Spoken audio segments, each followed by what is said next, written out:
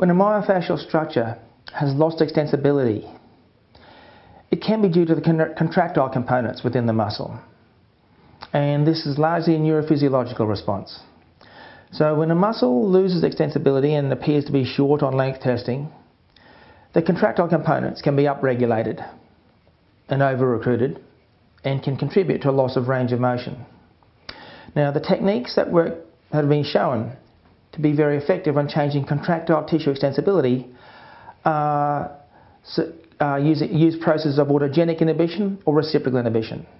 Now, autogenic inhibition is a process where most people would be familiar with maybe the term contract-relax, where, for example, if the muscle is short, so for example if the hamstring muscles are short, we can make the hamstring muscles contract against resistance, and then after that contraction has been applied for 7 to 10 seconds, we can relax and then passively lengthen the muscle into more range.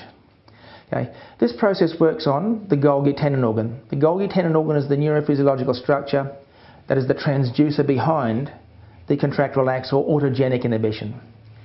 It's based on when a muscle contracts, as it generates increasing force, the Golgi tendon organs start to discharge.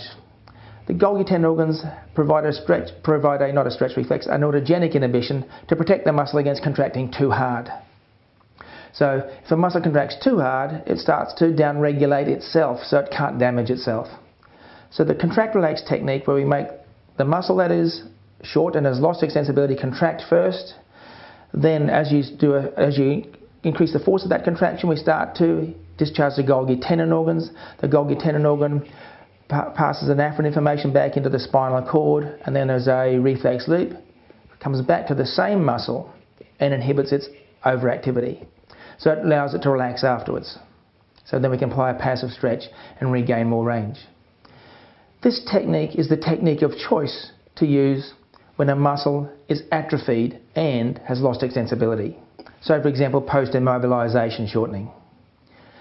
When a muscle is in a chronic pain state, when the muscle is upregulated and is overactive rather than atrophied, so it's not atrophied, it might even be hypertrophied and short.